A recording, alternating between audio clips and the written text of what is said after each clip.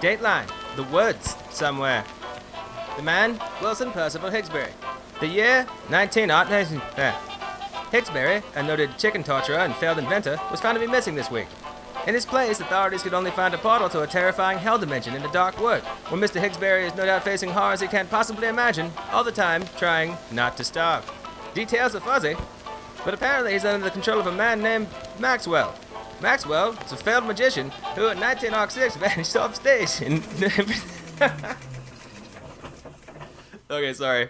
I am Ned. Welcome to Ned Bytes. Let's make the honey nuggets from Don't Starve.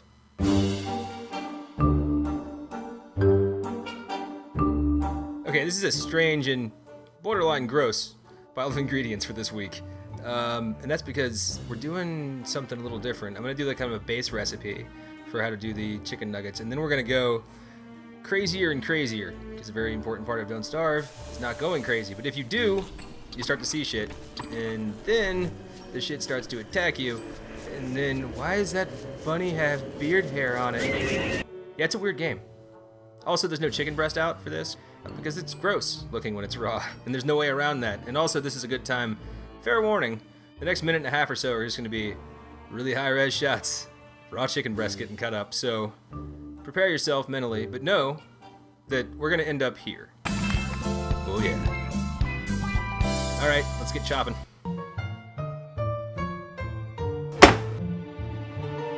Not a whole lot to tell you here, actually. You're just cutting up chicken breast into 1-inch cubes. You just gotta make sure they're evenly sized. One of the ways I like to make sure that happens is to bifurcate chicken breast like this every time I cut it up. And I do this for pretty much anything with chicken breast. It's sort of like if you're making anything at all with chicken breast, it's kind of a bland flavor. You're adding stuff back to it. And I don't really see a use for like a giant, thick hunk of chicken breast like you have before you cut it in half. But anyway, the only other thing really is like if you have any bits like this, like small random size chunks, put them aside. You can do what I do and freeze them in a Tupperware or a bag, along with any other chicken bits you collect as you move along until you have enough to make stock. We just want to make sure these things are evenly sized when we fry them. That's it. So just keep going until you have as much chicken breast as you want to cook chopped up. And then we move on to the brine, which is super easy. It's 50-50 pickle juice and buttermilk. That's it. The amount you use is going to vary based on how much chicken you have in the bowl. But just make sure it's nice and covered, and then put saran wrap over it, put it in the fridge for a minimum of 4 hours. Maximum is 24 hours, and then it'll be really good. But I usually, for time's sake and space in the fridge, I stick around 12. As for batter, it's the easiest thing in the world. The only real tip I have is proportion-wise, just make sure you don't have like too high a ratio of flour to the rest of the shit you're putting into the flour. The proportions I have in the ingredient list are for the 1.5 pounds of chicken I have chopped up, so just vary accordingly, depending on what you're doing. Also, if you want to veer off the description list a little bit right here, because there's a certain chicken restaurant you really like, but they're closed on Sunday and they have questionable views on people, you could just take this 2 cups of flour, add 2 tablespoons of powdered sugar, and skip to the next step, and you will have duplicated their recipe. The only other half of doing that was the pickle juice and the brine. So, anywho, if you want to make mine, just go ahead and add the garlic powder, onion powder, chili powder, salt, and pepper, and put it all into a bag. Now we have our brined chicken. This was a 12-hour brine. You can see it really changed color. It's like absorbed all that good stuff. It's going to make it more tender. Just get a slotted spoon, dip that stuff out of the brine, give it a shake, but don't shake all of the liquid off of it, and then put it into your bag. Then shake the bag like it owes you money. Cool. Once you have a nice coating on the stuff in there, put it onto a cooling rack on top of a cookie sheet, and we're gonna move it aside and let it rest for 15 minutes. If you've ever tried to fry anything and everything fell off of it, and you had like batter in a thing plus just a fried hunk of meat with nothing on it, it's because that rest period is so important. So after 15 minutes, we're gonna give it a quick dunk back into the brine again, and then back into the batter, and then back onto the rack for another 10, and then we're ready to fry. So a quick note on fry temperature. I never measure it. Never have. I don't think many people really do. I mean, a lot of people don't have candy thermometers or like lasers or whatever to get the temperature right with. And it's measuring it unless you have a specific device for it, like a fryolator or whatever, can be a pain. Right, so what I would say is this. I usually go just shy of medium or on medium on my stove. And again, every stove is different. Let it come up to temperature slowly. And what I look for when I add all the stuff into the hot oil is this. That's the money sound. If you're concerned about that yourself, just experiment.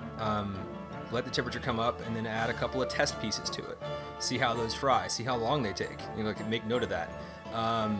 If you're doing a larger batch, take one out, test it, make sure it's cooked through. And then once just so you can get a feel for it on your own, on your stove, and then duplicate it whenever you want to. But in my case, it's on 3 out of 10 for my temperature setting on my stove. And once it comes up, drop all the pieces in, and I just move them around really lightly and carefully. You don't want to, obviously, napalm yourself with fucking hot oil. Just move them around gently with a slotted spoon. And it took about 5 minutes for each batch that I cooked for this run through. I gauge when they come out based on color, and they look just like this, like golden brown, nice. I took one out, cut it in half, made sure it was cool, then I took the rest out, and that's it. That's how you fry chicken nuggets. Oh, right. We were gonna go crazy. Well, let's do that now. So let's say you didn't want to make traditional chicken nuggets, you wanted to go fucking insane. So after that initial dunk in the batter, when we put them on the rack for 15 minutes, let them sit, maybe after that, as opposed to dunking them back into the brine and then putting them into the batter again, we dunked them into the brine and rolled them in fucking Cheetos because, you only live once. First try, I just put them in a bowl and mashed them up. That didn't work at all, so I put them into a bag and then I hit them with a rolling pin. You could probably do this with anything you wanted to, a pan, a pot. I tried a dragon dagger, but it's collectible, so that didn't work. You could hurl them across the kitchen. Yes! Until they turn into a powder. Anyway, as soon as your Cheetos look about like this, put them into a bowl, and then take those freshly redunked nuggets and coat them in fucking Cheetos until they look like this. Put them back in the rack for 10, just like with the last batch, and then fry them, and dear God. Yeah, I don't think you can go crazier than that unless...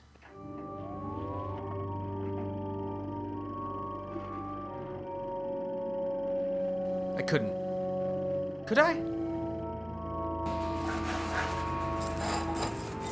It's fine. It's fine. They call me crazy. They call me bad. It's gonna work. It's gonna work! Ha! Okay, I swear I'm fine. But no worse than usual, anyway. And the really crazy part wasn't that thing that just happened. It's this stuff actually tasted really good. I took the Flamin Hot Cheetos recipe thing on a dare from a friend of mine, and they came out really well. And then just because it fit the theme, I wanted to go crazier, and I went with Captain Crunch, and those are really good too. It's so weird, and I feel dirty.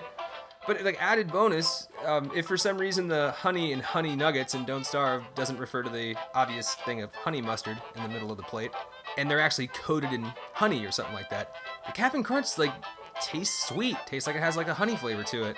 So yeah, pleasantly surprised all around. As for that honey mustard, just take some mayo, some yellow mustard, a little bit of horseradish or wasabi. I like wasabi. A little bit of honey, a little bit of lemon juice, salt, pepper, garlic powder, onion powder. Stir it up and enjoy.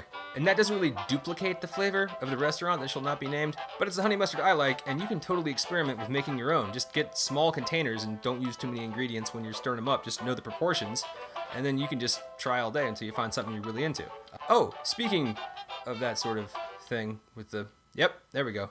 You could take what we did here today and maybe apply it to a larger piece of chicken, and then maybe put that chicken on a bun that you made and toasted like I showed you last week, and then maybe put some mayo on there, a little bit of lettuce, and the fried hunk of chicken. You'll have something a little bit godlike.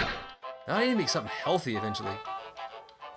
I mean, I know no one has done this, but I just if somebody cooked all the recipes that I do every week, they'd be dead by now. And I've only been doing this for a month. Be racked with guilt. Oh, you're right. I should probably end the video. So, thanks for watching, ladies and joims. I'll see you next week. Jesus Christ.